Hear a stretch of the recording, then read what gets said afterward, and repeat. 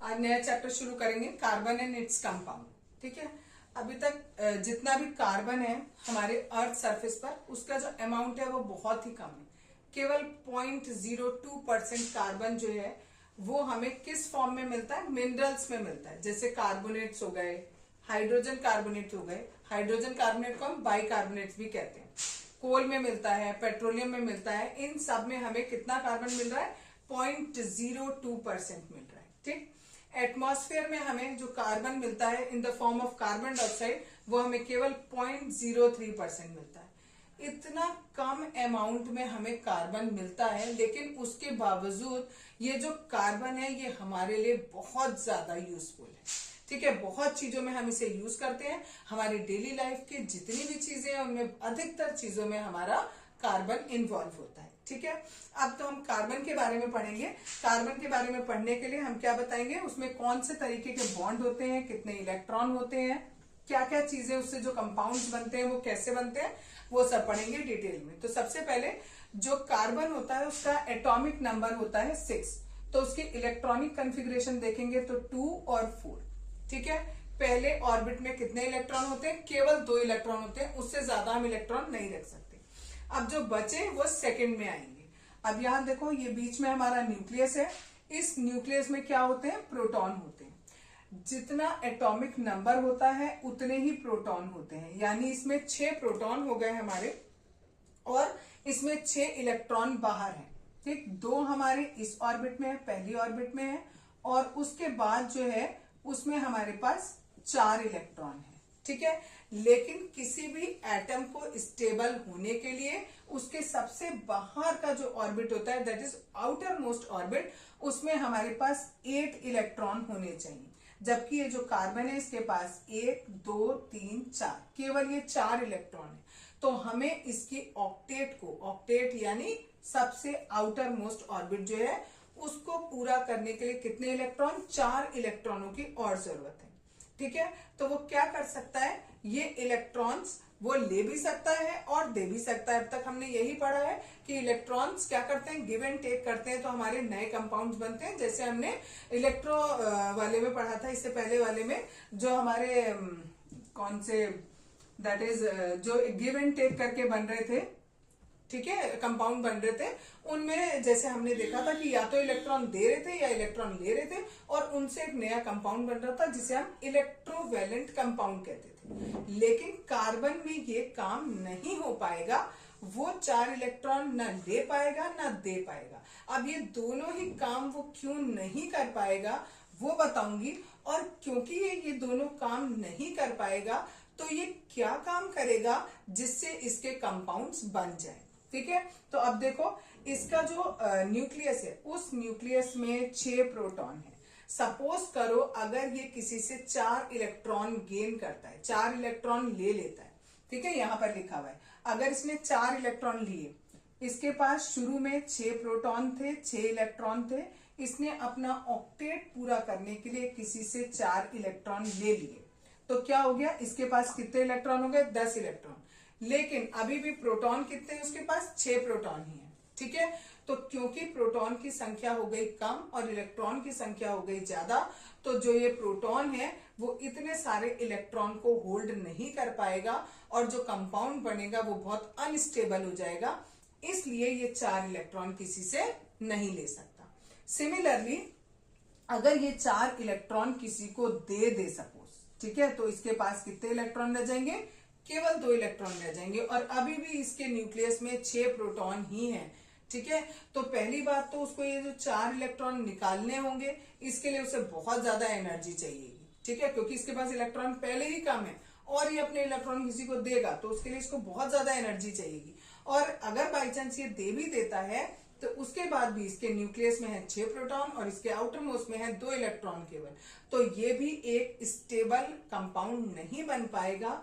इसलिए जो कार्बन है वो इलेक्ट्रॉन्स को गिव एंड टेक करके जो कंपाउंड्स बनाते हैं वो नहीं बनाएगा। तब ये क्या करेगा उसके लिए, वो हम नेक्स्ट सेशन में पढ़ेंगे।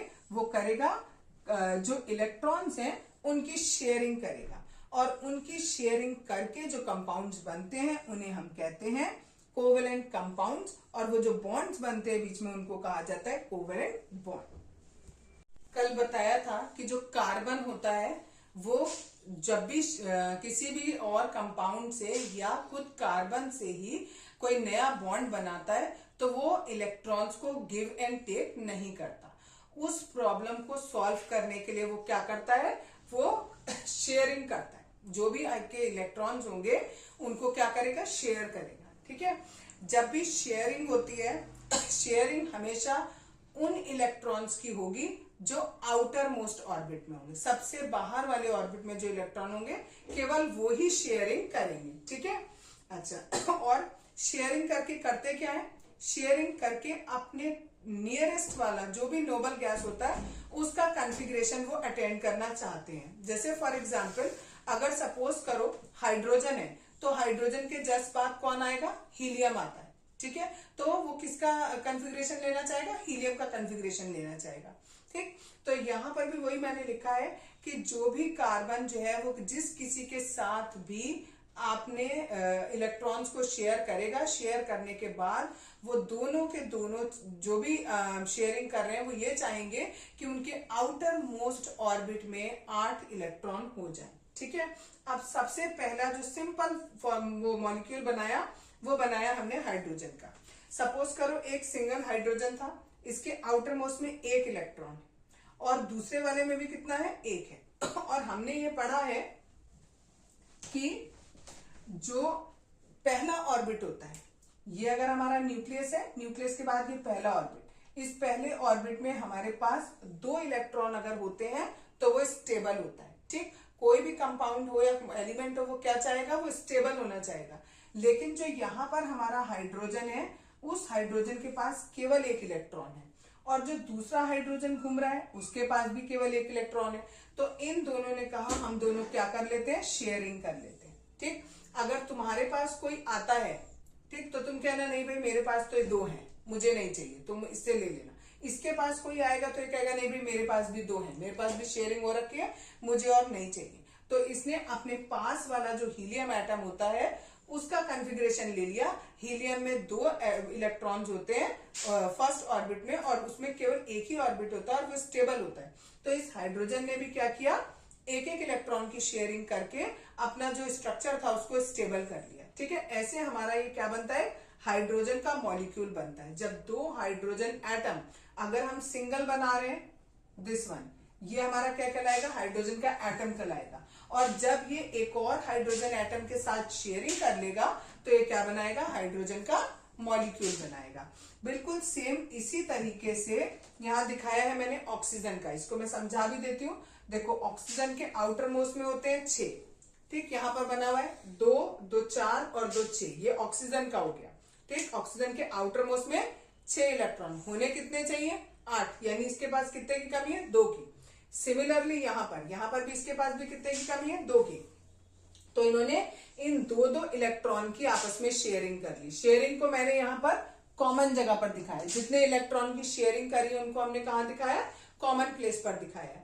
अब देखो अगर मैं इस वाले ऑक्सीजन एटम, ये जो पहला वाला है, इसके नंबर ऑफ इलेक्ट्रॉन काउंट करूं तो 1 2 3 4 5 6 7 और 8। सिमिलरली इसके भी गिनूं तो ये 4 5 6 7 8, यानी दोनों के पास 8-8 हो गए। तो ये कैसा हो गया, स्टेबल हो गया। ये हमारे ऑक्सीजन एटम है और वहां हमारे पास ऑक्सीजन मॉलिक्यूल बनेगा। ठीक, सिमिलरली हम नाइट्रोजन का देखें तो नाइट्रोजन में भी ऐसी होगा। नाइट्रोजन के आउटर मोस्ट में होते हैं 5 इलेक्ट्रॉन, 3 यहां बनाए, 2 यहां बनाए, सिमिलरली यहां पर बनाए। अब इसके पास कितने की कमी है, 3 की कमी है, इसके पास भी 3 की कमी है। अब ये क्या करेंगे, 3-3 इलेक्ट्रॉन की शेयरिंग कर लेंगे। अब देखो इस वाले नाइट्रोजन पे देखें तो 6 ये और 2 ये 8 हो गए। इस पे देखें तो 6 ये और 2 ये 8 हो गए। दोनों के पास 8-8 हो गए, यानी ये भी स्टेबल हो गया।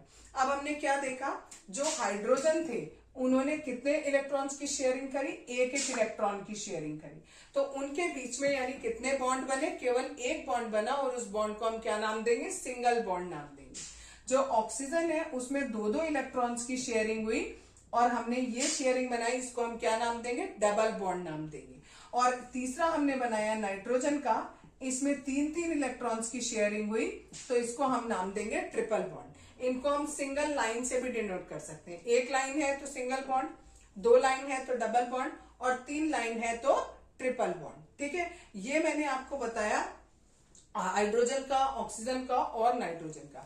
सेम इसी तरीके से जैसे ये शेयरिंग करके स्टेबल हो गए, इसी तरीके से कार्बन भी करता है। और कार्बन भी क्या करता है, वो भी डिफरेंट डिफरेंट, कभी कभी तो वो अपने सेम एक और कार्बन ले लेगा और उसके साथ बॉन्डिंग बना लेगा, और कभी कभी एक कार्बन अलग अलग एटम के साथ मिलकर कोई एक स्टेबल कंपाउंड बनाता है। जैसे फॉर एग्जांपल हमें ये पता है कि जो कार्बन है, कार्बन के पास कितने इलेक्ट्रॉन होते हैं, 4 इलेक्ट्रॉन होते हैं आउटर मोस्ट में। ये मैंने चारों बना दी। ठीक, अगर इसने क्या किया, एक हाइड्रोजन यहां था, इसका इलेक्ट्रॉन ये, एक हाइड्रोजन यहां, ये एक हाइड्रोजन यहां, ये और एक हाइड्रोजन यहां, इसने इसके साथ बॉन्डिंग बनाई, इसने इसके साथ, इसने इसके साथ और इसने इसके साथ बॉन्डिंग बनाई। तो कार्बन ने 4 हाइड्रोजन के साथ कैसे बॉन्ड बनाए, सारे सिंगल बॉन्ड बनाए। ठीक है, तो ये बना हमारा CH4, यानी कार्बन ने भी क्या कर ली, शेयरिंग कर ली, और सबके साथ कौन से बॉन्ड बनाए, सारे के सारे सिंगल बॉन्ड बनाए। ठीक, आगे हम पढ़ेंगे कि कार्बन जो है वो खाली सिंगल ही नहीं, डबल और ट्रिपल बॉन्ड भी बनाता है, वो आगे बताऊंगी।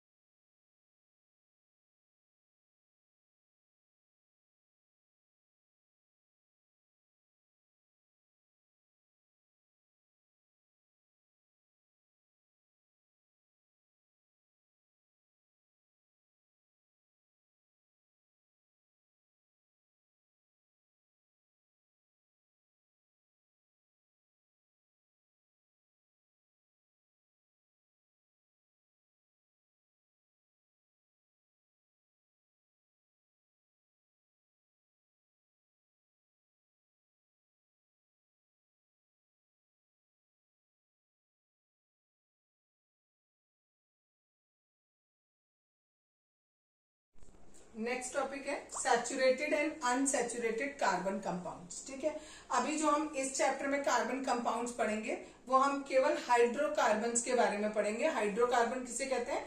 ऐसे कंपाउंड्स जिसमें खाली हाइड्रोजन हो और कार्बन हो। ठीक है, बाकी और भी होते हैं, बट अभी हम इसमें क्या पढ़ेंगे कि हाइड्रोजन और कार्बन साथ में जुड़े हुए। तो सबसे पहले है वो कंपाउंड जो खाली सिंगल बॉन्ड से जुड़े होते हैं। सिंगल बॉन्ड का मतलब बताया था, जिसमें केवल एक इलेक्ट्रॉन की शेयरिंग हो रही। ठीक है, उनको हम क्या कहते हैं? सैचुरेटेड कार्बन कंपाउंड्स कहते हैं। जिनमें 2 इलेक्ट्रॉन की शेयरिंग या 3 इलेक्ट्रॉन की शेयरिंग होती है तो वो अनसैचुरेटेड कार्बन कंपाउंड्स कहलाते हैं। ठीक है, तो सैचुरेटेड और अनसैचुरेटेड, जिसमें सिंगल बॉन्ड है वो सैचुरेटेड, जिसमें डबल या ट्रिपल बॉन्ड है उसे हम अनसैचुरेटेड करेंगे। यही लिखा हुआ है। जो ये सैचुरेटेड वाले होते हैं इनको हम एल्केन नाम से भी जानते हैं। और जो अनसैचुरेटेड होते हैं, क्योंकि वो 2 तरीके के बताए, एक डबल बॉन्ड वाला एक ट्रिपल बॉन्ड वाला, तो जो डबल बॉन्ड वाला होता है उसको एल्कीन कहते हैं और जो ट्रिपल बॉन्ड वाला होता है वो एल्काइन होता है। ठीक है, सभी का एक एक जो स्मॉलेस्ट है वो मैंने यहाँ पर बना के दिखाया है। देखो, सबसे पहले ये सबसे छोटा एल्केन है। ठीक, ये सबसे छोटा एल्कीन है और ये सबसे छोटा एल्काइन है। इससे छोटा नहीं होता है। ठीक, अभी ये बताऊंगी कि ये कैसे होता है। देखो,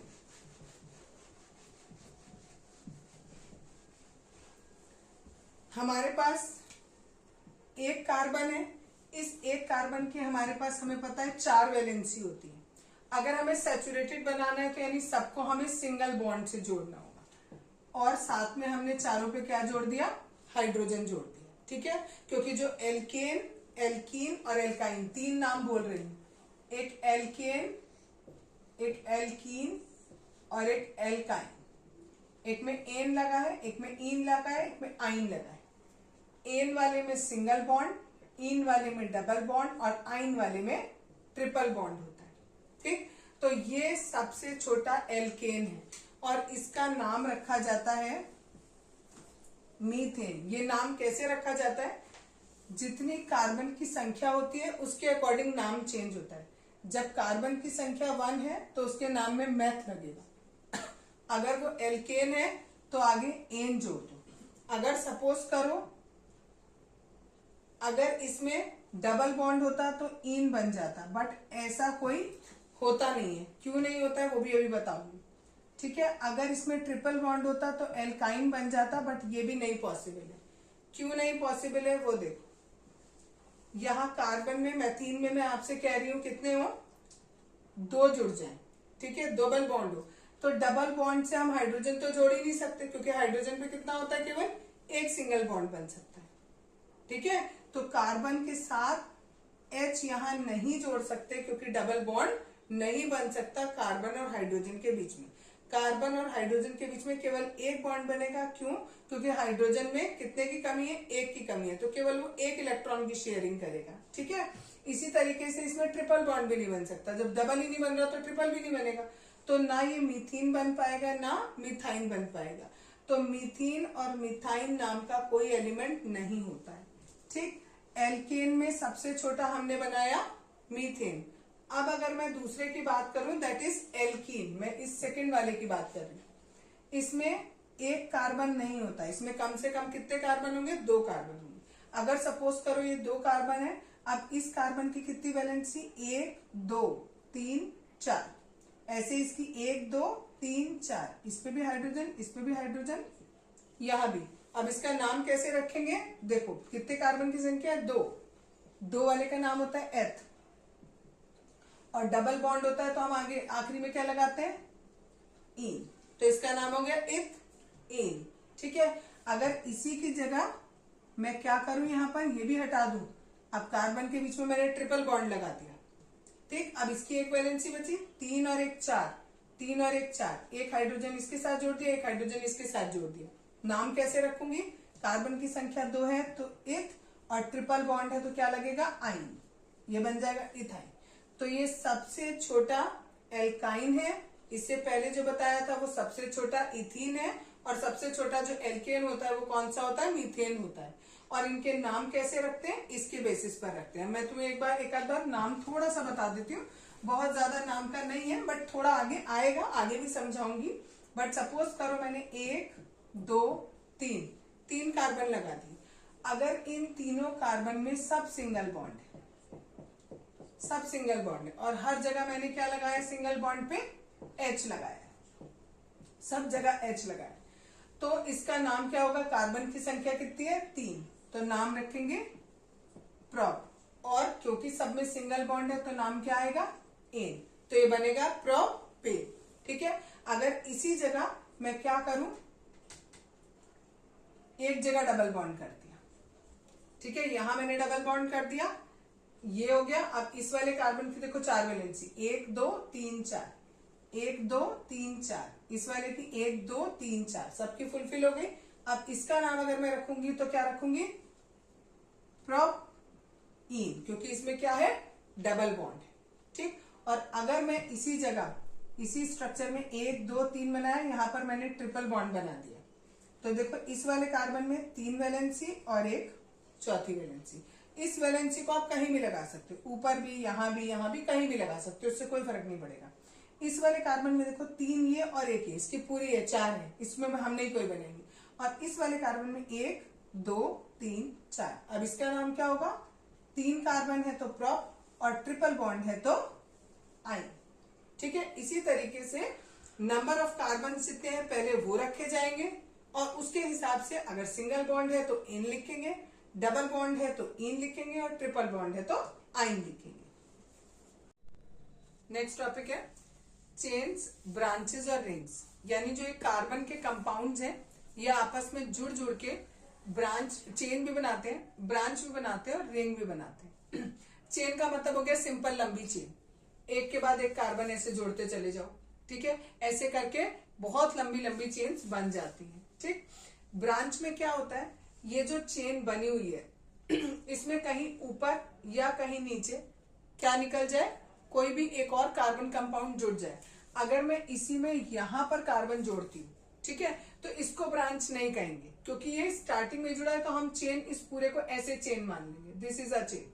ठीक है, या ऐसी लास्ट में अगर मैंने कार्बन जोड़ दिया तो इसको चेन नहीं बोलेंगे, ये हमारे, सॉरी, इसको ब्रांच नहीं बोलेंगे, चेन तो ये है, ठीक है, ये चेन हो जाएगी, इसको हम ब्रांच नहीं बोलेंगे। ब्रांच कब बोलेंगे, जब लास्ट वाला और पहला वाला जो है, चाहे इसको पहला, चाहे इसको लास्ट, चाहे ये पहला ये लास्ट, इनके बीच के जो कार्बन कंपाउंड है उनपे अगर आप अलग कार्बन जोड़ते हो तब हमारी वो क्या बनेंगे, ब्रांच बनेंगे, जैसा कि मैंने यहाँ पर जोड़ के दिखाया है। पहले और आखिरी में नहीं जोड़ा, बीच में जोड़ा है कार्बन। ठीक है, अगर मैं यही साइड में जोड़ दूंगी इस पे तो वो एक चेन ही कहलाएगी, ये हमारे ब्रांच बन गए। ठीक, इनके नाम मैं अभी आपको नहीं बता रही हूँ, अभी नॉमेनक्लेचर बताऊंगी तब समझाऊंगी तो अच्छे से समझ में आएगा कि इनका जो भी नाम रखा गया वो क्यों रखा गया। ठीक, कुछ कुछ बुक में नाम दिए हुए, इसलिए कहीं जगह पे मैंने लिख दिए नाम, ठीक, और कहीं पे नहीं लिखे। अब आया आइसोमर्स। ठीक, आइसोमर किसे कहते हैं, ऐसे कंपाउंड्स कार्बन के जिनका केमिकल फॉर्मूला सेम है लेकिन उनका जो स्ट्रक्चर है वो डिफरेंट है। ठीक, जैसे हमने यहाँ दिया, यहाँ पर देखो 4 कार्बन लिए, ये जितनी जगह मैंने वैलेंसी छोड़ी है यहाँ पर कौन जुड़ेगा, हाइड्रोजन जुड़ेगा। ठीक, तो अगर मैं इसका फॉर्मूला देखूं तो मेरे पास कार्बन है 4 और हाइड्रोजन कितने हुए, काउंट कर लो, 1 2 3 4 5 6 7 8 9 10। ठीक, अगर मैंने स्ट्रक्चर बनाया ऐसा, अब इसमें भी देखोगे तो मेरे पास कार्बन कितने हैं, 4 हैं, और हाइड्रोजन कितने आएंगे, यहाँ पर भी 10 आएंगे। काउंट कर लेते हैं, यहाँ 1 2 3 4 5 6 7 8 9 10। तो यहाँ पर क्या हो रहा है, देखो केमिकल फॉर्मूला सेम है दोनों का, लेकिन दोनों का स्ट्रक्चर डिफरेंट है। तो इनको, ऐसे कंपाउंड्स को जिनमें क्या हो, केमिकल फॉर्मूला सेम हो और स्ट्रक्चर डिफरेंट हो, उसे हम क्या कहते हैं, आइसोमर्स कहते हैं। तो क्वेश्चन पेपर में आपको क्वेश्चन कैसे पूछा जा सकता है, आइसोमर किसे कहते हैं, उसका एग्जाम्पल दो, या आपको नाम लिख के दे दिया, उन्होंने कह दिया ब्यूटेन के आइसोमर्स बताओ, पेंटेन के आइसोमर्स बताओ, तो वो आपको आइसोमर्स बनाने पड़ेंगे। ठीक है, जैसे यहां मैंने ब्यूटेन के बना रखे। ठीक, अगला है रिंग्स, जो एक कार्बन कंपाउंड है, जब ये आपस में जुड़ते हैं तो ये, सबसे पहले इन्होंने चेन बनाई, फिर मैंने आपको ब्रांच बताया, और तीसरे ये रिंग्स भी बना सकते हैं। इस तरीके से रिंग बन गए। यहाँ पर ये 2 वैलेंसी फ्री है, इस कार्बन की देखो 1 हो गई, 1 हो गई, यहाँ पर 2 हाइड्रोजन जुड़ जाएंगे। सेम यहाँ पर 1 वैलेंसी है, 1 वैलेंसी है, और 2 हाइड्रोजन जुड़ जाएंगे। सिमिलरली ऐसे ही सब में है, और इन्होंने पूरा एक साइकिल बना ली, पूरा एक सर्किल बना लिया। इसका नाम होता है साइक्लोहेक्सेन। इसमें हमारा 6 कार्बन है और 12 हाइड्रोजन है। कार्बन हमें काउंट करो 6 है और हाइड्रोजन कितने, 2 यहाँ, 2 यहाँ, 2 यहाँ, 2 यहाँ, 2 यहाँ और 2 यहाँ, टोटल मिलाकर हो गए 12। ठीक, एक और स्ट्रक्चर होता है, इसमें भी बनेगा ऐसे ही 6 ही कार्बन होंगे, लेकिन यहाँ पर हाइड्रोजन भी खाली 6 हैं। ठीक है, 12 नहीं है। क्यों नहीं है? क्योंकि यहाँ पर बीच बीच में एक double bond single bond, double bond single bond, double bond single bond, यहाँ पर सारे सिंगल बॉन्ड थे। जब सारे सिंगल बॉन्ड होते हैं तो ये साइक्लोहेक्सेन कहलाता है। जब अल्टरनेट पे डबल और सिंगल बॉन्ड होते हैं तो उसे हम बेंजीन कहते हैं या बेंजीन रिंग कहते हैं, और इसका फॉर्मूला C6H6 होता है। आज बताऊंगी हाइड्रोकार्बन। ठीक है, हाइड्रोकार्बन किसे कहते हैं? वैसे तो मैंने जितना ये लिखा है लगभग आपको सब पहले मैं बता चुकी हूँ। ठीक, बट हाइड्रोकार्बन हमारे वो कंपाउंड्स होते हैं, कार्बन के ऐसे कंपाउंड जिनमें कार्बन के साथ में केवल हाइड्रोजन अटैच। ठीक है, तो उसको हम क्या नाम देते हैं? हाइड्रोकार्बन्स नाम देते हैं।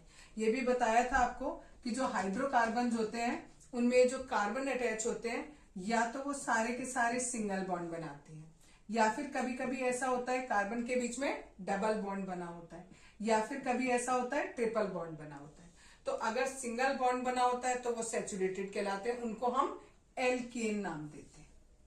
ठीक है, अगर डबल बॉन्ड होता है तो ये और ये दोनों अनसैचुरेटेड होंगे, और जब डबल बॉन्ड होगा तो उसको नाम देंगे एल्कीन, और जब ट्रिपल बॉन्ड होगा तो उसको नाम देंगे एल्काइन। कोई भी जो हाइड्रोकार्बन होता है उसमें जो भी आपकी चेन है उसमें एक या एक से ज्यादा हाइड्रोजन जो है वो रिप्लेस हो जाते हैं किसी एलिमेंट के द्वारा। जैसे फॉर एग्जांपल हमने यहां मीथेन लिया। ठीक है, इस मीथेन में हमारे पास 4 हाइड्रोजन है। सपोज करो अगर हम इस हाइड्रोजन को एक क्लोरीन से रिप्लेस करते, या फिर हम इसको COOH, ये ग्रुप ऑफ एलिमेंट्स है, उससे हम रिप्लेस कर रहे हैं। ठीक, या फिर मैं इसको रिप्लेस कर दूं OH, ये भी एक ग्रुप हो गया, इससे रिप्लेस कर रही हूं। तो क्या कर रही हूं? किसी एक हाइड्रोजन को या एक से ज्यादा हाइड्रोजन को अगर मैं रिप्लेस करती हूं किसी से भी, या तो एक सिंगल एलिमेंट से रिप्लेस करूं, या 2 एलिमेंट का ग्रुप बना लिया उससे रिप्लेस किया, या 2 से ज्यादा का ग्रुप बना लिया उससे रिप्लेस किया, तो ये वाला जो आपने यहां लिखा है देखो, द एलिमेंट रिप्लेसिंग हाइड्रोजन, जो एलिमेंट रिप्लेस करेगा हाइड्रोजन को उसे हम क्या नाम देते हैं? हेट्रोएटम नाम देते हैं। ठीक है, यानी यहां पर ये हमारा क्या हो गया? हेट्रोएटम हो गया। ठीक, these heteroatoms and the group containing these confer specific property to the compound। और कह रहे हैं अब ये जो नया कंपाउंड बना, देखो पहले कंपाउंड था हमारा मीथेन। ठीक, तो इसमें जो प्रॉपर्टीज थी वो मीथेन की प्रॉपर्टीज थी, लेकिन अब इसमें हमने क्या किया? मीथेन में से एक हाइड्रोजन को हटा दिया और उसकी जगह एक OH लगा दिया। तो अब ये जो नई चीज बनी है इसकी जो प्रॉपर्टी है वो किस पर डिपेंड करेंगी? केवल इस पर। क्यों? क्योंकि ये तो 3 पहले से थे उसमें। ठीक है, नया कौन आया? ये आया। तो जो भी चीज नया आएगा, यानी जो भी हेट्रोएटम हम उसमें लगाएंगे, जो भी नया प्रोडक्ट बनेगा उसकी प्रॉपर्टीज उसके अकॉर्डिंग हो जाएंगी, यहीं पर लिखा हुआ है। और क्योंकि इस पूरे नए वाले जो भी आपका बना है इसकी प्रॉपर्टीज इस पर बेस्ड है, तो इसको हम क्या नाम दे रहे हैं? Functional group. ठीक है, यानी ये जो हेट्रोएटम है उसी को हम क्या नाम दे रहे हैं?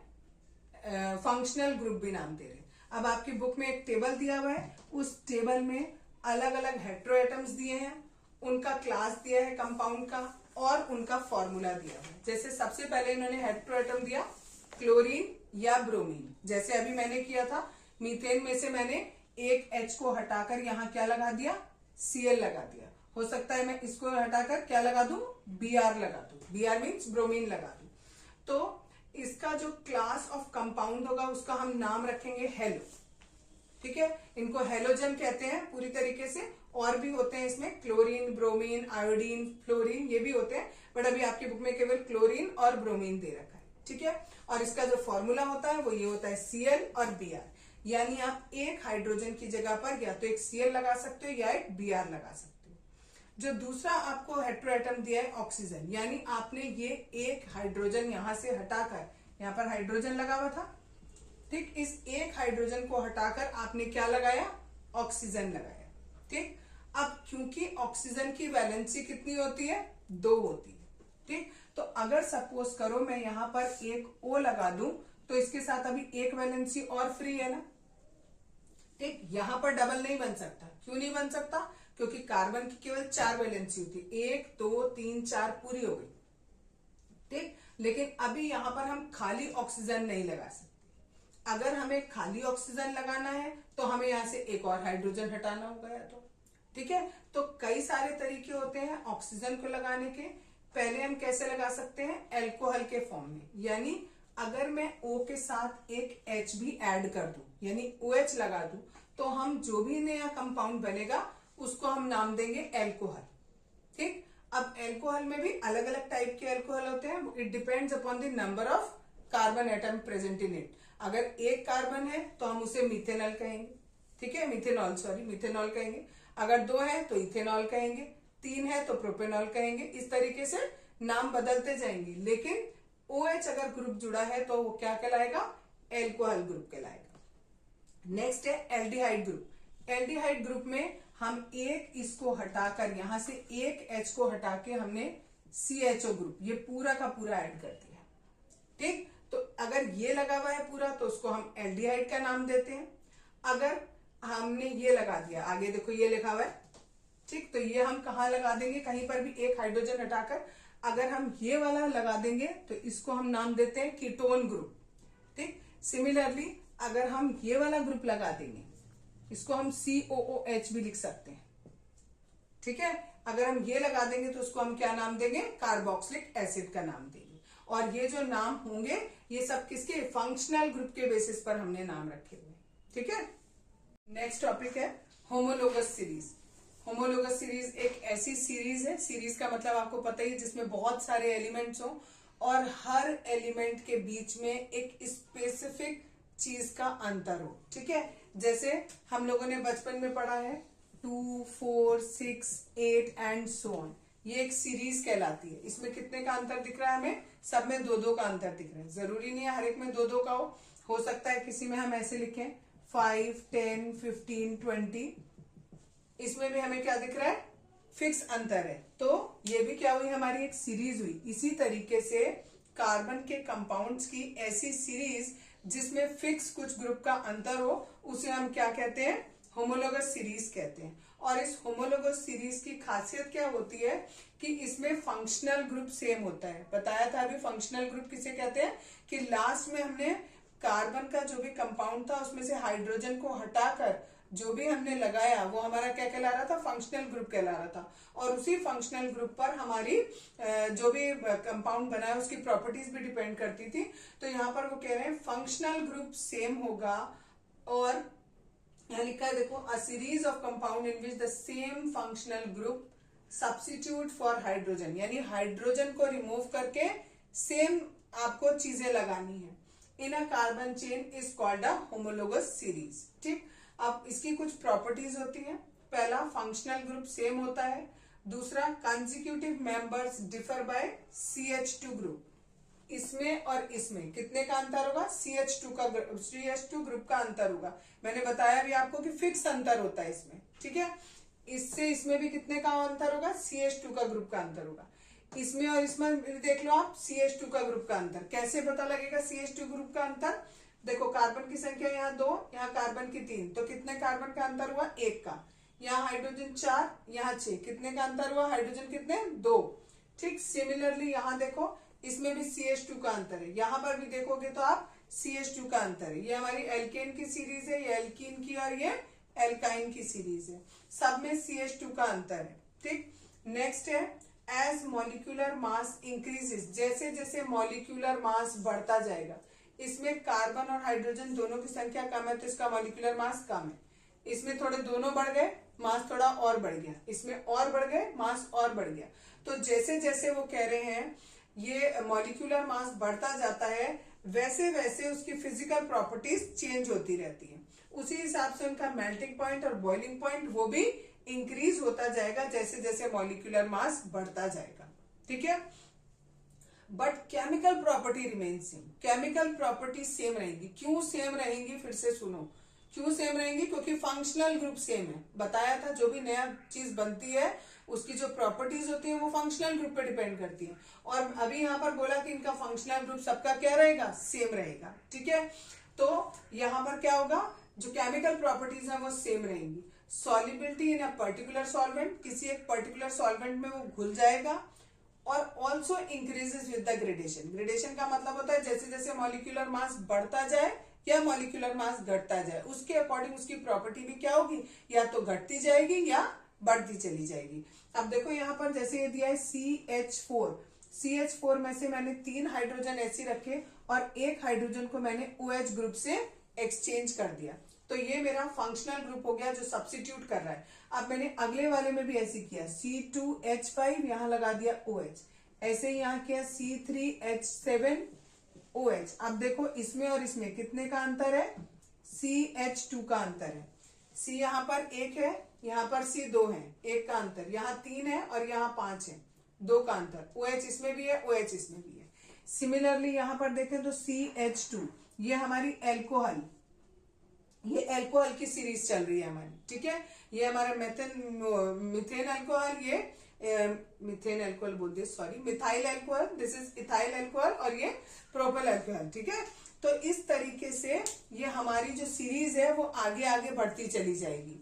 ठीक, तो इसमें मेन बात क्या हुई हमारी कि जो सब्स्टिट्यूट, जो कंसेक्यूटिव एलिमेंट्स हैं उनमें कितने का, CH2 ग्रुप का अंतर होगा। दूसरी बात, केमिकल प्रॉपर्टी सबकी सेम होगी। क्यों होगी, क्योंकि ये फंक्शनल ग्रुप, ये कैसा है, सब में सेम है। नेक्स्ट टॉपिक है nomenclature of carbon compounds. Nomenclature का मतलब होता है नाम रखना। ठीक है, जितने भी कार्बन कंपाउंड्स हैं उनके नाम रखेंगे हम। पहला रूल दिया है, identify the number of carbon atom in the compound. जैसे सपोज करो हमें ये लिंक दिया हुआ है, ठीक है, ये हमें कंपाउंड दिया हुआ है, इसमें हमें ये देखना है नंबर ऑफ कार्बन एटम, कितने कार्बन एटम है, 1 2 3 4। तो यहाँ पर हम नाम क्या रखेंगे, ब्यूट करके आगे जो भी होगा वो रखा जाएगा नाम। ठीक है, जब कार्बन एटम 4 होते हैं तो हम ये रखते हैं। अगर सपोज करो यहाँ पर 3 ही होते तो हम प्रॉप से शुरू करते हैं। ठीक, इसी तरीके से ये मैंने पूरी लिस्ट बताई थी आपको कि अगर 1 कार्बन होता है तो मैथ, 2 होता है तो एथ, 3 होता है तो प्रॉप, 4 होता है तो ब्यूट, 5 होता है तो पेंट, 6 होता है तो हेक्स, 7 होता है तो हेप्ट, 8 होता है तो ऑक्ट। इस तरीके से नाम रखे जाते हैं। इतना ही आएगा, उससे ज्यादा आएगा नहीं। दूसरा है, in case a functional group is present it is indicated in the name with either a prefix और सफिक्स। यानी सपोज करो अगर आपके पास ये था, ठीक, इसमें मैंने एक क्या लगा दिया, एक फंक्शनल ग्रुप लगा दिया। ठीक, दूसरा एक और था, इसमें मैंने ये फंक्शनल ग्रुप लगा दिया। ठीक, ये मेरा कौन सा फंक्शनल ग्रुप है, एल्कोहल वाला फंक्शनल ग्रुप है। ये वाला मेरा क्लोरो लगा है। ठीक, इसको मैं नाम क्या दूंगी, क्लोरोमीथेन। ठीक, इसमें नाम क्या होगा, मीथेनॉल। तो यहां क्या हुआ, नाम के आखिरी में लगा और यहां नाम के शुरू में लगा। यानी जब फंक्शनल ग्रुप अगर लगा होता है हमारे किसी भी कंपाउंड में तो उसका नाम कैसे रखा जाता है, या तो नाम के आगे ऐड किया जाता है फंक्शनल ग्रुप, या नाम के लास्ट में किया जाता है। अब ये हमें कैसे पता लगेगा कि कौन सा शुरू में लगाना है और कौन सा बाद में लगाना है, उसके लिए आपकी लिस्ट दी हुई है बुक में, टेबल दिया हुआ है, टेबल 4.4। ठीक है, नॉमेनक्लेचर ऑफ ऑर्गेनिक कंपाउंड के नाम से दिया हुआ है, उसके अकॉर्डिंग आप लगाओगे। बस आपको ये समझ में आ गया कि अगर फंक्शनल ग्रुप लगा है तो या तो नाम के आगे कुछ ऐड होगा या फिर नाम के पीछे कुछ ऐड होगा। अब इन्होंने दिया, if the name of the functional group is to be a suffix and the suffix of the functional group begins with a vowel. कह रहे हैं अगर आप जो भी फंक्शनल ग्रुप है उस फंक्शनल ग्रुप का जो नाम है, जो उसकी जगह आप सफिक्स यूज कर रहे हो, उसमें अगर आपका जो शुरुआत है वो वॉवल से है, या तो ए या ई या आई या ओ या यू, इन सब से शुरू है। जैसे हमारा होता है कीटोन, कीटोन में हम ये ONE, ओन सफिक्स लगाते हैं। अभी ओन सफिक्स हमारा किससे शुरू हो रहा है? वॉवल से शुरू हो रहा है। तो अगर वो वॉवल से शुरू हो रहा है तो आप क्या करोगे? कह रहे हैं कार्बन का जो नाम, कार्बन चेन का जो नाम होगा, जैसे कार्बन चेन हमने 3 की बनाई तो इसमें नाम हुआ मीथेन। तो ये आखिरी में जो ई आ रहा है इसको हटा दोगे और ये नाम ऐड कर दोगे। ठीक है, जैसे अगर होता इथेन तो क्या करते हैं? ये ई हटा देंगे और ओन ऐड कर देंगे। ये कब होना है? जब हमारा जो सफिक्स हम ऐड कर रहे हैं, फंक्शनल ग्रुप का जो नाम है, सफिक्स जो ऐड कर रहे हैं उसमें अगर हमारा वॉवल से शुरू है, ठीक, तो हम क्या करेंगे? जो भी हमारा कार्बन की संख्या जितनी थी उसके हिसाब से अब जो हमने नाम रखा हुआ था उसके लास्ट में जो ई है उसको हटा देंगे और उसकी जगह पर जो भी फंक्शनल ग्रुप का नाम है वो हम उसमें ऐड कर देंगे। ठीक, नेक्स्ट है हमारा चौथा वाला। चौथे में दिया if the carbon chain is unsaturated. Carbon chain हमारी कैसी है? अनसेचुरेटेड है। अनसेचुरेटेड है तो या तो डबल बॉन्ड होगा या फिर ट्रिपल बॉन्ड होगा। अगर सपोज करो ये सिंगल होता, सारे सिंगल होते तो हमारा नाम होता प्रोपेन। ठीक, लेकिन वो कह रहे हैं अगर इसमें कहीं पर भी डबल बॉन्ड आ जाए या फिर ट्रिपल बॉन्ड आ जाए, सपोज ये आ गया ट्रिपल बॉन्ड, एक डबल बॉन्ड का दिया एक ट्रिपल बॉन्ड, तो कह रहे हैं अगर डबल बॉन्ड है तो खाली ई नहीं हटेगा, पूरा एन हट जाएगा और इसकी जगह पर ईन आ जाएगा। ऐसे ही यहां पर नाम होना चाहिए था, अगर सिंगल बॉन्ड होता तो प्रोपेन रखते, लेकिन ट्रिपल बॉन्ड है तो पूरा एन हट जाएगा और क्या आएगा? आइन आ जाएगा। इससे ऊपर वाले में कहा था खाली ई हटेगा और ई की जगह पर जो फंक्शनल ग्रुप का सफिक्स है वो जुड़ जाएगा, और यहाँ पे क्या कहा? पूरा का पूरा ए एन ई। ठीक, ये पूरा का पूरा हट गया और इस पूरे की जगह ई एन ई लगा दिया और यहां पर ये पूरा हटकर क्या? वाई एन ई लगा दिया। ठीक है, अब फॉर एग्जाम्पल देखो, अगर हमारा कोई हेलो ग्रुप जुड़ा हुआ है, हेलो ग्रुप का मतलब होता है या क्लोरीन, ब्रोमीन, आयोडीन, फ्लोरीन, ये सब हमारे हेलो ग्रुप के एलिमेंट कहलाते हैं। ठीक, अगर ये जुड़े होते हैं तो सफिक्स में नाम ऐड होता है। ठीक है, और कौन सा रखा जाएगा? जैसे 1 2 3 और ये 4, ये आपने बनाया, यहां सब जगह हाइड्रोजन लगाए। ठीक, तो इसका नाम हम कैसे रखेंगे? 1 2 3 कार्बन है, 3 कार्बन है तो क्या हो गया? प्रोपेन होना चाहिए था। ठीक है, लेकिन हम इसका नाम क्या रखेंगे? नाम क्या रखेंगे इसका? प्रोपेन है, लेकिन आगे क्या जुड़ा हुआ है? क्लोरो, तो हम CHLORO क्लोरो जोड़ेंगे। ठीक है, मैंने सफिक्स गलत लिख दिया, प्रीफिक्स लिखना चाहिए था यहाँ पर। ठीक है, क्वेश्चन वो आपके टेबल बना हुआ है, टेबल में प्रीफिक्स और सफिक्स दोनों लिखा हुआ है, यहाँ पर हमारा क्या आएगा? प्रीफिक्स आएगा। प्रीफिक्स नाम पहले जुड़ता है, प्री कह रहे हैं ना, प्री मीन्स पहले जुड़ेगा। इसका जुड़ गया क्लोरो और ये पूरा का पूरा 3 है, 3 कार्बन है, सारे के सारे सिंगल बॉन्ड है, तो यहाँ पर एन आएगा। ठीक, और क्या नाम हो गया? क्लोरो प्रोपेन नाम हो गया। अगर इसी जगह पर हम यहाँ क्लोरीन की जगह पर, जरूरी नहीं है इसी जगह लगाओ, कहीं पर भी लग सकता है। ठीक है, अभी फिलहाल मैं आपको इधर लगा देती हूँ, तो इसका नाम होगा ब्रोमो, और 3 कार्बन है तो प्रोपेन, सारे सिंगल बॉन्ड है तो एन आएगा। ठीक, डबल बॉन्ड आएगा तो उसके हिसाब से नाम बदल जाएगा। ये हमारा हो गया इसका हेलो का। अगला है एल्कोहल। एल्कोहल में हमारा सफिक्स लगेगा OL, ऑल जुड़ेगा।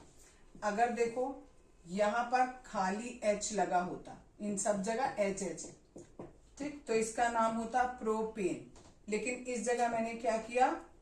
OH फंक्शनल ग्रुप जोड़ दिया। जब OH जोड़ते हैं तो सफिक्स ऐड होता है ऑल करके, तो इसका नाम हो जाएगा प्रोपेन। ई हटा देंगे, क्यों ई हटाया? अभी रूल बताया था कि अगर फंक्शनल ग्रुप में AEIOU होता है तो हम क्या करते हैं? उसकी जगह पर ई हटा के OL ऑल लगा देंगे। हमें क्या जोड़ना था? OL ऑल जोड़ना था। ये O हमारा एक वॉवल है, तो हमने क्या किया? ई हटाया यहां से और OL ऑल जोड़ दिया। एक और नाम देख लेते हैं, सपोज ये बना हुआ है, ठीक है, 5 कार्बन है, फिर से हमारा OH जुड़ा है, 5 कार्बन है तो पेंट नाम होता है।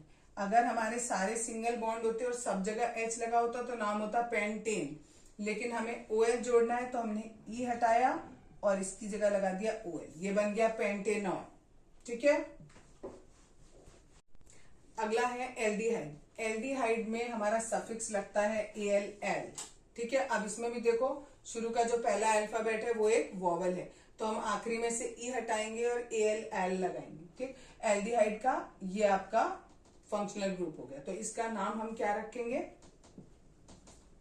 ऐसे होता प्रोपेन, अगर सिंगल बॉन्ड होते सारे और हाइड्रोजन से जुड़े होते तो प्रोपेन हो गया, ई हटाया और क्या लगा दिया, एल लगा दिया, तो इसका नाम हो गया प्रोपेनल। ठीक, नेक्स्ट है कीटोन। कीटोन में हमारा सफिक्स जुड़ता है और क्या जुड़ता है, ONE, ओन। ठीक है, अब देखो कीटोन का ये होता है स्ट्रक्चर, ये वाला, ये अगर कहीं होता है तो उसको हम कीटो ग्रुप बोलते हैं। ठीक, अब इसका नाम कितने कार्बन है, 3 कार्बन, तो होना चाहिए था प्रोपेन, लेकिन ई हटा देंगे क्योंकि ये शुरू का क्या है, वॉवल है, तो ई हटा दिया और नाम आ गया प्रोपेनोन। ठीक, नेक्स्ट है कार्बोक्सिलिक एसिड में जो हमारा सफिक्स लगता है वो हमारा लगता है ओइक एसिड। ठीक, और इसका जो ग्रुप होता है, फंक्शनल ग्रुप होता है, वो ये होता है COOH। ठीक, तो इसमें भी कार्बन की संख्या 3 है, तो प्रोपेन ओइक एसिड लगना है, ओ हमारा वॉवल हो गया, तो मैंने ई हटाया और लिख दिया ओइक एसिड, तो ये हो गया प्रोपेनोइक एसिड। इसका जो ग्रुप है, फंक्शनल ग्रुप है, वो ये है, तो आपको ये जहां दिख जाए दैट मीन्स वहां पर carboxylic acid as a functional group जुड़ा हुआ है। ठीक है, एल्कीन वाला नेक्स्ट, इसमें सफिक्स ENE जुड़ता है और जिसमें डबल बॉन्ड होता है उसमें हम ANE ये पूरा का पूरा रिप्लेस करते हैं, किससे, ENE से।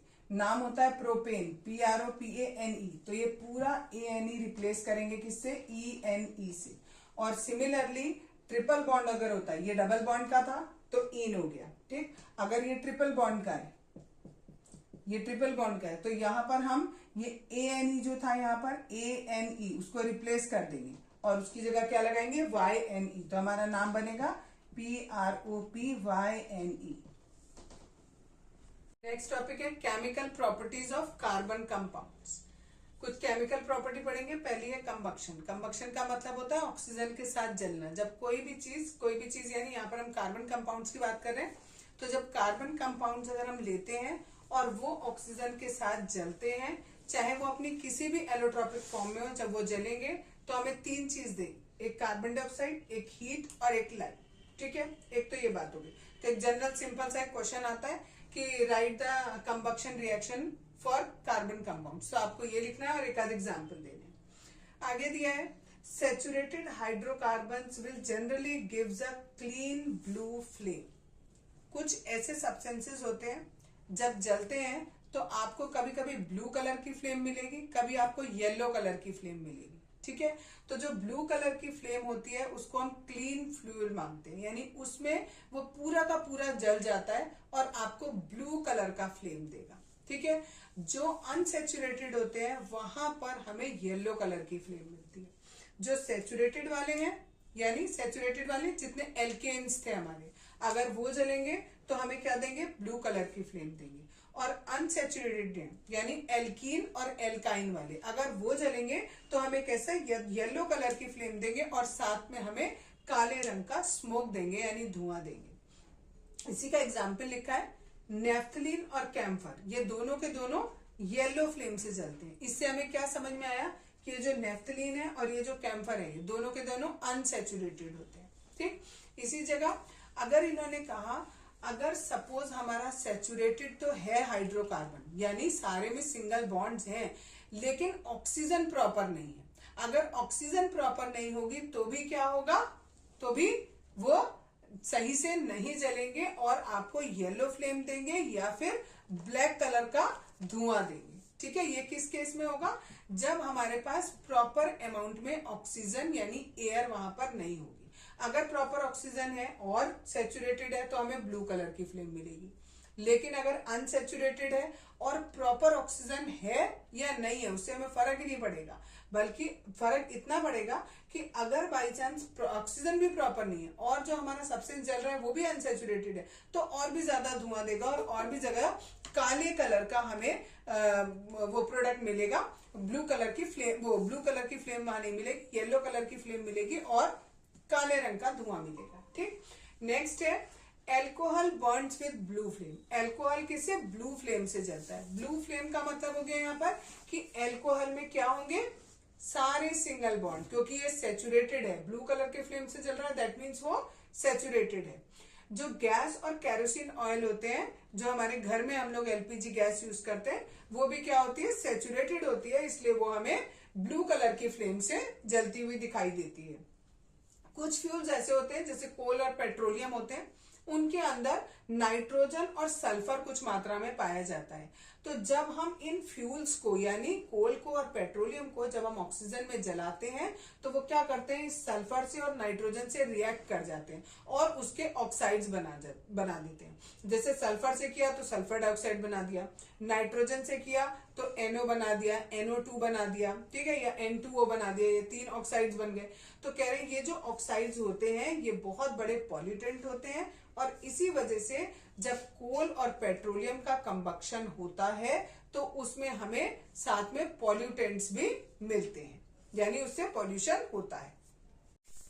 नेक्स्ट केमिकल प्रॉपर्टी है हमारी ऑक्सीडेशन। ऑक्सीडेशन का मतलब जैसे आप सबको पता ही है, ऑक्सीडेशन मीन्स ऑक्सीजन का ऐड होना।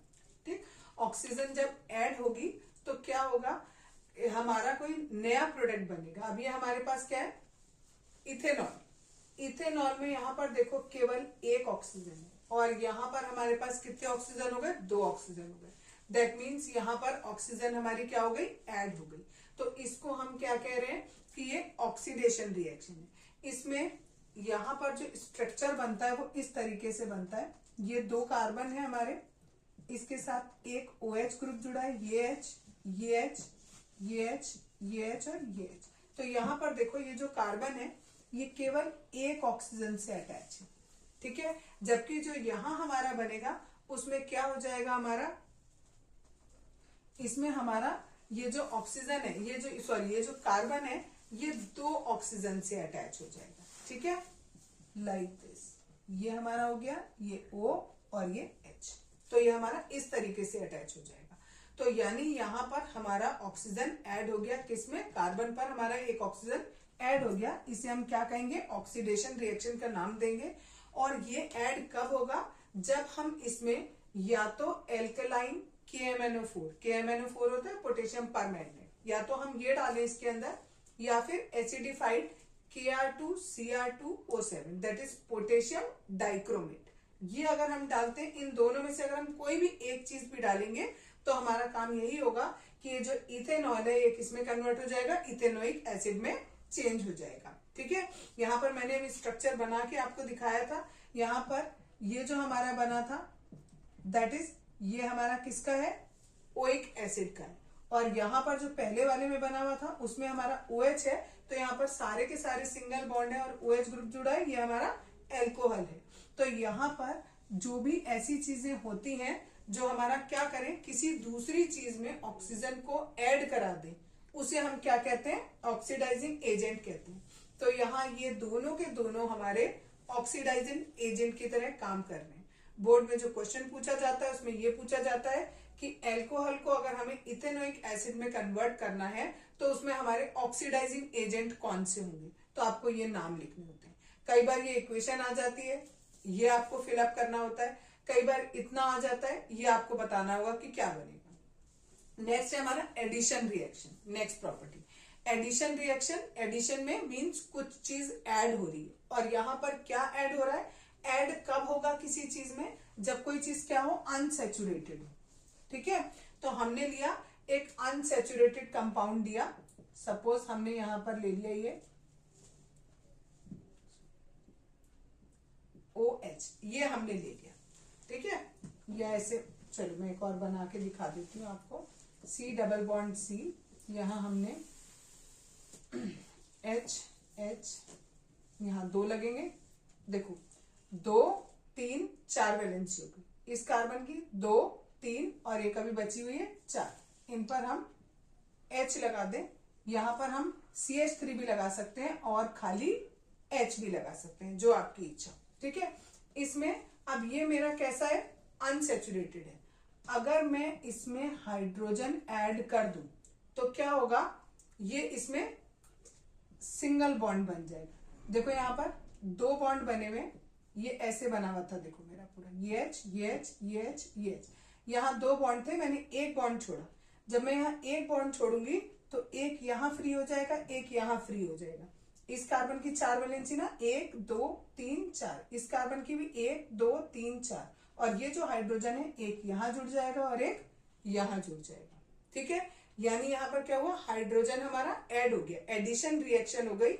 जो मेरा अनसेचुरेटेड था वो किस में कन्वर्ट हो गया, सैचुरेटेड में कन्वर्ट हो गया। ठीक है, इसको हम, अगर हम एक अनसेचुरेटेड हाइड्रोकार्बन लेते हैं और उसमें हम हाइड्रोजन ऐड कर दें in the presence of a catalyst name nickel, आपने कोई कैटलिस्ट लिया जिसका नाम था निकेल, तो ये क्या हुआ, ये जो अनसेचुरेटेड हमारा हाइड्रोकार्बन था ये किस में कन्वर्ट हो गया, सैचुरेटेड हाइड्रोकार्बन में कन्वर्ट हो गया। इसे हम कहते हैं हाइड्रोजिनेशन ऑफ वेजिटेबल ऑयल्स। जितने वेजिटेबल ऑयल होते हैं वो सारे के सारे अनसेचुरेटेड होते हैं। ठीक है, उसमें अगर हम हाइड्रोजन ऐड करते हैं, कैसे करेंगे, हमें साथ में हाइड्रोजन तो देनी होगी, साथ में निकेल भी रखना होगा, और निकेल हमारा एज अ कैटलिस्ट काम करेगा। ठीक है, और हमारा क्या बनेगा, सारे के सारे सैचुरेटेड में कन्वर्ट हो जाएंगे। कैटलिस्ट किसे कहते हैं, कैटलिस्ट एक ऐसी चीज होती है जो किसी भी रिएक्शन को या तो स्टार्ट कर दे, या फिर अगर वो पहले से हो रही है तो या तो उसे तेज कर दे या उसे धीमा कर दे, लेकिन खुद रिएक्शन में इन्वॉल्व नहीं होगा। निकेल यहाँ पर खुद इन्वॉल्व नहीं हो रहा, कहीं पर भी आपने Ni देखो कहीं नहीं जुड़ा। ठीक है, यानी वो खुद इन्वॉल्व नहीं हो रहा, केवल उसने क्या किया, इस हाइड्रोजन को इसके साथ रिएक्ट करा दिया। तो ऐसे हम इसको क्या कहते हैं, कैटलिस्ट बोलते हैं। अब बात आती है, ये जो मैंने यहाँ पर R लगाए हैं, ये आप लोगों के लिए नए हैं, R क्या होता है। अगर हम कोई भी एक, हमने एल्केन लिया CH4, ठीक, इस एल्केन में से मैंने एक हाइड्रोजन निकाल दिया, तो जो मेरा बचेगा उसको मैं एल्किल ग्रुप बोलती हूँ। ठीक है, अगर ये था हमारा मीथेन, इसमें से अगर मैं एक हाइड्रोजन निकाल दूंगी तो मेरा बनेगा मिथाइल, ये मेरा क्या कहलाएगा, मिथाइल। इसी तरीके से C2H6 ये हमारा होता है इथेन, इस इथेन में से अगर मैं एक हाइड्रोजन निकाल दूं तो मेरा बनेगा C2H5 और ये कहलाएगा इथाइल। इस तरीके से अगर प्रोपेन लूंगी तो क्या बनेगा, प्रोपाइल। इन सबको हम कैपिटल R से डिनोट करते हैं, और कैपिटल R का यहाँ ये मतलब है कि आप इनमें से कुछ भी लगा सकते हो। कैपिटल R की जगह पर कभी कभी आप H भी रिप्लेस कर सकते हो, H भी उसकी जगह पर लग सकता है। ठीक है, इनको हम एल्किल ग्रुप बोलते हैं। एडिशन रिएक्शन आपको बताई, किसी भी कैटलिस्ट की प्रेजेंस में अगर अनसैचुरेटेड हाइड्रोकार्बन में हाइड्रोजन जुड़ जाए तो उसे हम क्या प्रोसेस कहते हैं, एडिशन रिएक्शन कह देंगे आप। और अगर आप हाइड्रोजन का ही एडिशन कर रहे हैं तो उसको हम हाइड्रोजिनेशन भी कह देंगे। ठीक है, और हाइड्रोजिनेशन में ये जरूरी है कि वेजिटेबल ऑयल में आपका हाइड्रोजन ऐड हो रहा है, दैट इज कॉल्ड हाइड्रोजिनेशन। ठीक, नेक्स्ट टॉपिक है सब्स्टिट्यूशन रिएक्शन। ठीक है, सब्स्टिट्यूशन रिएक्शन मतलब कोई चीज सब्स्टिट्यूट कर रही है। ऐसे तो हमें पता है कि जो हाइड्रोकार्बन है और जो सैचुरेटेड हाइड्रोकार्बन है वो कैसे होते हैं, स्टेबल होते हैं। वो जनरली किसी से जल्दी रिएक्ट नहीं करेंगे, जल्दी सब्स्टिट्यूट नहीं करेंगे। क्यों, क्योंकि कार्बन के पास जो भी वैलेंसी है वो सारी सिंगल बॉन्ड से फिक्स है, सैचुरेटेड है। लेकिन जब हम सैचुरेटेड कंपाउंड्स को धूप में रख देते हैं, सनलाइट में रख देते हैं और in the presence of chlorine, तो ये रिएक्ट करना शुरू कर देते हैं। ये जो सनलाइट पड़ती है, सनलाइट की वजह से ये जो क्लोरीन का मॉलिक्यूल होता है ये दो पार्ट में ब्रेक होता है और एक क्लोरीन इस एक हाइड्रोजन को रिमूव कर देती है। CH4 का मतलब है कि यहाँ पर 4 हाइड्रोजन है, इस तरीके से, एक इधर एक इधर एक इधर इधर, एक ये वाली हाइड्रोजन और इन दोनों में से ये जो क्लोरीन है इनमें से एक क्लोरीन आ गया, ये HCl बन जाएगा अलग, और यहाँ बचेगा देखो CH3 और एक Cl यहाँ से आया, दैट इज CH3Cl। इसको हम कहते हैं सब्स्टिट्यूशन रिएक्शन। ठीक है, कुछ इंपॉर्टेंट कार्बन कंपाउंड जो है हम उनके बारे में पढ़ेंगे। कैरेक्टरिस्टिक्स खत्म हो गई, जो हम कैरेक्टरिस्टिक्स या केमिकल रिएक्शंस पढ़ रहे थे कार्बन कंपाउंड्स की, वो यहीं तक थी। नेक्स्ट टॉपिक है हमारा सम इंपॉर्टेंट कार्बन कंपाउंड्स। आपकी बुक में 2 कार्बन कंपाउंड की बात करिए। पहला है इथेनॉल। इथेनॉल का हमें फॉर्मूला पता है, C2H5OH होता है, जिसमें OH हमारा फंक्शनल ग्रुप होता है और ये एल्कोहल कहलाता है। ठीक है, इसको हम कॉमनली एल्कोहल बोलते हैं। जितनी भी अल्कोहलिक ड्रिंक होती हैं उनमें ये यूज होता है। ये रूम टेम्परेचर पर लिक्विड स्टेट में पाया जाता है, और क्योंकि ये बहुत अच्छा सॉल्वेंट होता है, यानी इसके अंदर कोई भी चीज अगर आप डालोगे तो जनरली वो घुल जाती है, इसलिए ये मेडिसिन में बहुत ज्यादा यूज होता है। ठीक है, और नेक्स्ट है soluble in water in all proportion, किसी भी प्रपोर्शन में पानी में ये घुल जाएगा। तो ये खास 5 बातें आपको इथेनॉल के बारे में बताइए। ये इसकी आप कह सकते हो फिजिकल प्रॉपर्टीज हो गई। अब हम इसकी केमिकल प्रॉपर्टीज पढ़ेंगे। जो इथेनॉल है वो सोडियम से रिएक्ट करेगा। जब वो सोडियम से रिएक्ट करता है तो वो हाइड्रोजन गैस इवॉल्व करता है। ठीक है, साथ में बनता है सोडियम इथो ऑक्साइड बनेगा। ठीक, इसमें होगा क्या वो मैं रिएक्शन आपको बता देती हूँ। यहाँ पर देखो C2H5 है, दैट मीन्स CH3 CH2OH, इस तरीके से भी हम इसको लिख सकते हैं। ठीक, अब और यहां पर है साथ में Na, तो ये Na यहां पर आ जाएगा, ये जो हाइड्रोजन होगी ये यहां से निकल जाएगी और ये सोडियम यहां पर जुड़ जाएगा। तो क्या बना C2H5O और प्लस H2, ऐसा किसे बैलेंस कर लेंगे दो मॉलिक्यूल से, तो यहां पर क्या आ जाएगा H2 आ जाएगा।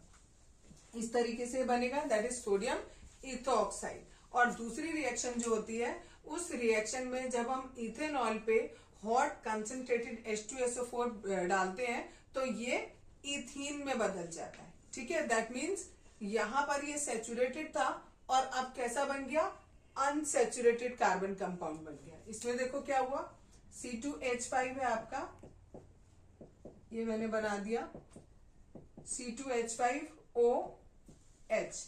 ठीक, अब इसमें क्या हुआ हमारा, एक तरफ से ये ले लो, ये वाटर बाहर निकल जाएगा। अगर ये वाटर बाहर निकलेगा तो यहां पर हमारी वैलेंसी फ्री हो जाएगी। ठीक है, और वैलेंसी कितनी फ्री होगी हमारी, यहां पर बचा देखो कितना, C2 बचे हैं और हाइड्रोजन 1 2 3 4 हाइड्रोजन बचे हैं हमारे पास। तो क्या हुआ, कार्बन थे 2, एक हाइड्रोजन इसके पास, एक इसके पास, एक इसके पास और एक इसके पास। ठीक, 4 हाइड्रोजन हो गए और अभी भी इनकी वैलेंसी कितनी पूरी नहीं है, एक एक वैलेंसी पूरी नहीं है। तो यहाँ बीच में क्या बन जाएगा, डबल बॉन्ड बन जाएगा। तो ये बन गया हमारा इथीन और प्लस साथ में ये जो वाटर मॉलिक्यूल है ये बाहर निकल जाएगा। ठीक है, ये जो वाटर मॉलिक्यूल बाहर निकलता है इस प्रोसेस को हम डिहाइड्रेशन भी कहते हैं। डिहाइड्रेशन का मतलब होता है पानी का बाहर निकलना। तो जब आप एल्कोहल पर कंसंट्रेटेड H2SO4 डालोगे तो उसमें से पानी का एक मॉलिक्यूल बाहर निकल जाएगा, C2H5OH है, इसमें से H2O बाहर निकल गया। ठीक है, तो क्या बचा C2H4, ऐसे लिख सकती हूँ, 5 है, 4 यहाँ, एक हाइड्रोजन ये इसका बचा और एक हाइड्रोजन ये हो गया H2O। तो ये हमारा नया कंपाउंड बन जाएगा। ठीक, जो कंसंट्रेटेड H2SO4 होता है ये होगा तभी जब हम कंसंट्रेटेड H2SO4 डालेंगे, तभी ये रिएक्शन पॉसिबल होगा। और इस कंसंट्रेटेड H2SO4 को हम डिहाइड्रेटिंग एजेंट कह रहे हैं, क्योंकि इसी की वजह से डिहाइड्रेशन हो रहा है। पानी जो रिमूव हो रहा है अल्कोहल में से वो इसी की वजह से हो रहा है, इसलिए हम इसको डिहाइड्रेटिंग एजेंट कहते हैं। अब नेक्स्ट टॉपिक है, how do alcohols affect living beings. ये जो लिविंग बींग्स होते हैं उनके ऊपर अल्कोहल का क्या असर पड़ता है। अगर लिविंग बींग्स बहुत ज्यादा अल्कोहल इनटेक करेंगे तो क्या होगा, उनका जो मेटाबॉलिक प्रोसेस है वो बहुत स्लो हो जाएगा। दूसरी बात, जो उनका सेंट्रल नर्वस सिस्टम है वो डिप्रेशन में चला जाएगा। ठीक है, और इन सब के रिजल्ट क्या होंगे, अगर ये काम हुआ तो क्या होगा, लैक ऑफ कोऑर्डिनेशन हो जाएगा, मेंटल कंफ्यूजन हो जाएगा, ड्रोजीनेस मीन्स आपको हर समय नींद नींद सी लगी रहेगी, जिसे आप कहते हो नशा सा आ रहा है। ठीक है, यानी ये कह रहे हैं आपको अगर आपने अल्कोहल ज्यादा लिया तो क्या क्या हो जाएगा, lack of coordination, mental confusion और ड्रोजीनेस, या और भी इसी तरीके की प्रॉब्लम्स हो सकती हैं। नेक्स्ट है properties of ethanoic acid. Ethanoic acid को हम एसिटिक एसिड के नेम से भी जानते हैं। ठीक है, ये इसके कार्बोक्सिलिक एसिड वाले ग्रुप को बिलोंग करता है। इसका 5 से 8% अगर हम इस का लें, एसिटिक एसिड का लें, तो उसे हम क्या कहते हैं, वेनेगर कहते हैं। यानी अगर 5 से 8% सॉल्यूशन बना ले इस एसिटिक एसिड का पानी में, then it is called vinegar. ठीक, वेनेगर को हम प्रिजर्वेटिव के रूप में यूज करते हैं, पिकल्स बनाने में, अचार वगैरह बनाने में इसका प्रिजर्वेटिव के रूप में यूज होता है। इसका जो मेल्टिंग पॉइंट होता है वो 290 के होता है, बहुत ज्यादा होता है। तो क्या होता है, सर्दियों में ये फ्रीज हो जाता है, यानी जम जाता है। ठीक, इसकी कुछ रिएक्शंस हैं, आपकी बुक में 3 रिएक्शन दिए हैं। पहली एस्टेरिफिकेशन रिएक्शन दी है, दूसरी रिएक्शन विद बेस दी है, और तीसरी रिएक्शन विद कार्बोहाइड्रेट और वो हाइड्रोजन बाइकार्बोनेट्स। कार्बोहाइड्रेट्स नहीं, हाँ कार्बोहाइड्रेट कार्बोनेट, सॉरी कार्बोहाइड्रेट नहीं, कार्बोनेट्स और हाइड्रोजन कार्बोनेट्स के साथ उनकी रिएक्शन दी हुई है। पहली रिएक्शन अभी बता रही हूँ, that is called esterification reaction. Esterification के नाम में ही है एस्टर।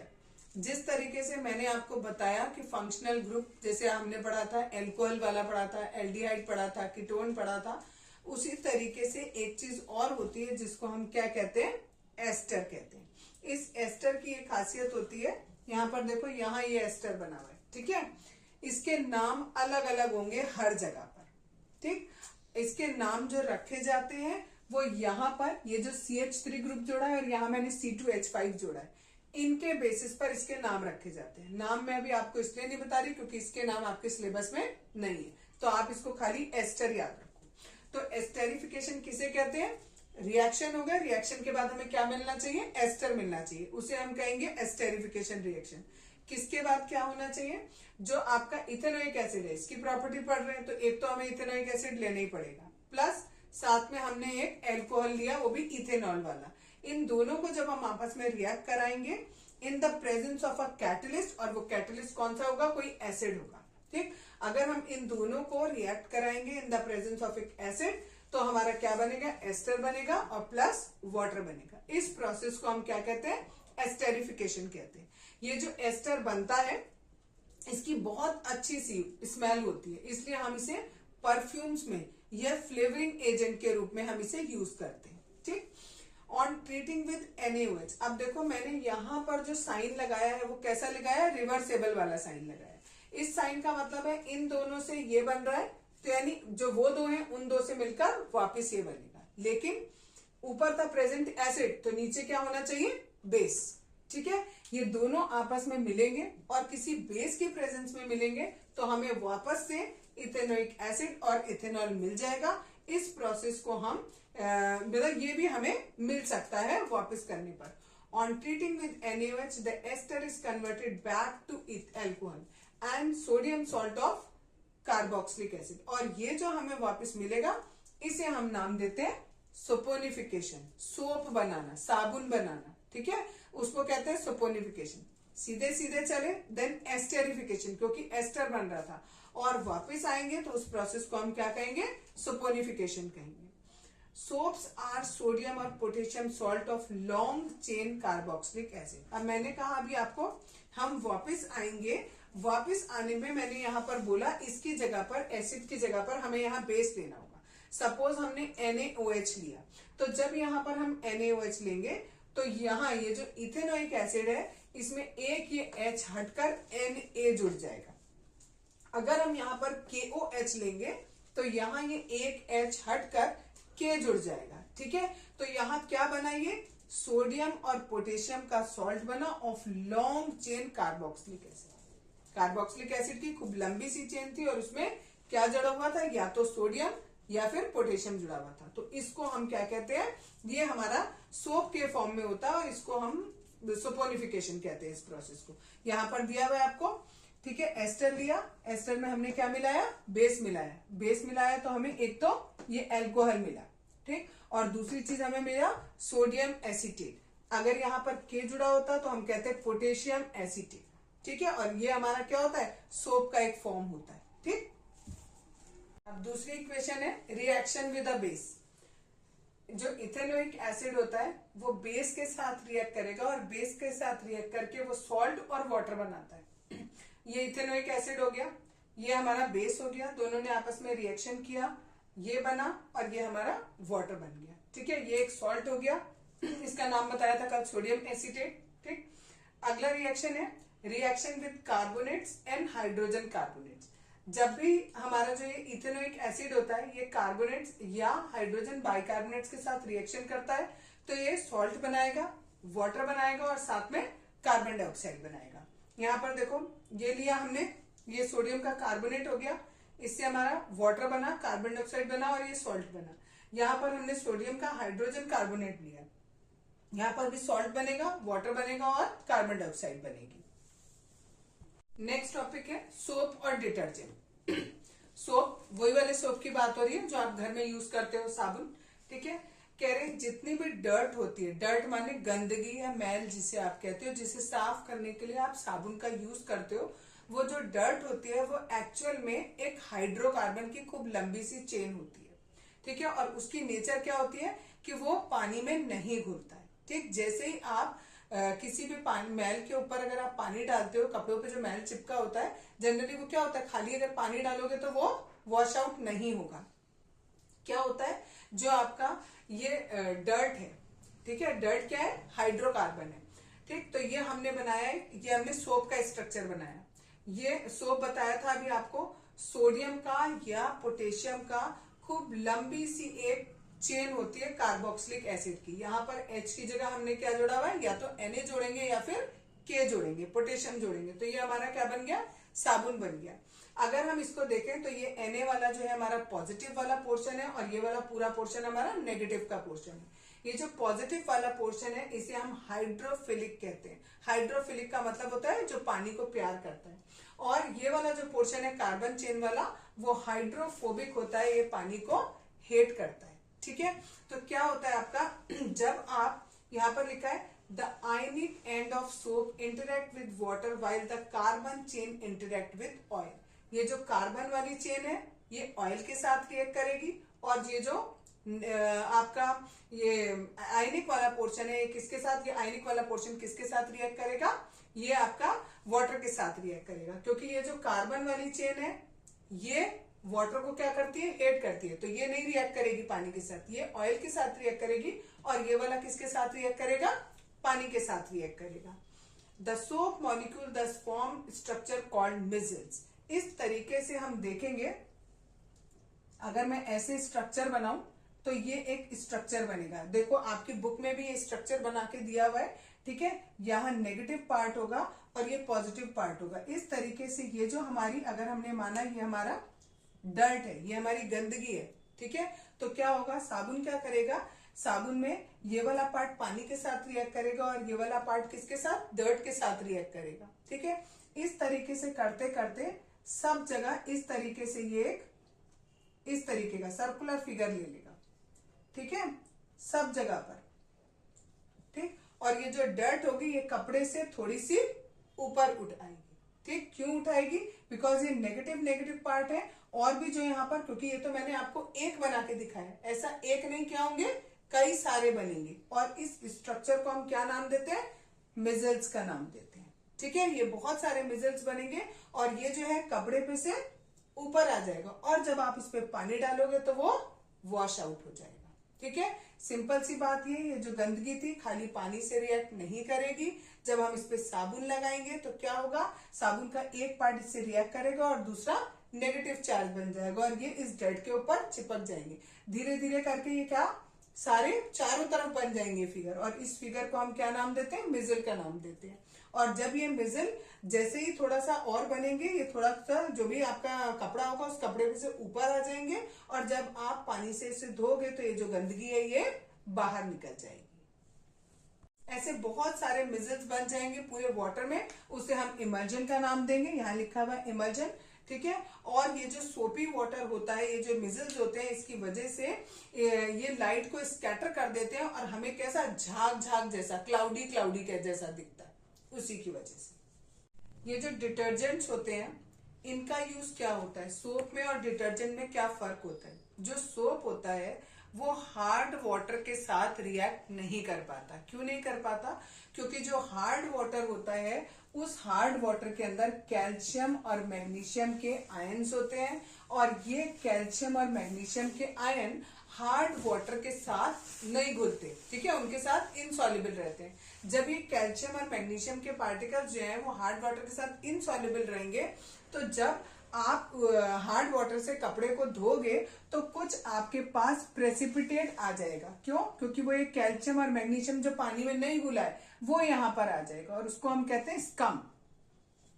ठीक है, तो जब आप हार्ड वाटर में अगर आप सोप डालोगे तो हार्ड वाटर से कपड़े आपके साफ नहीं धुलेंगे। उसके लिए हमें क्या करना पड़ेगा, उसके लिए हमें डिटर्जेंट का यूज करना पड़ेगा।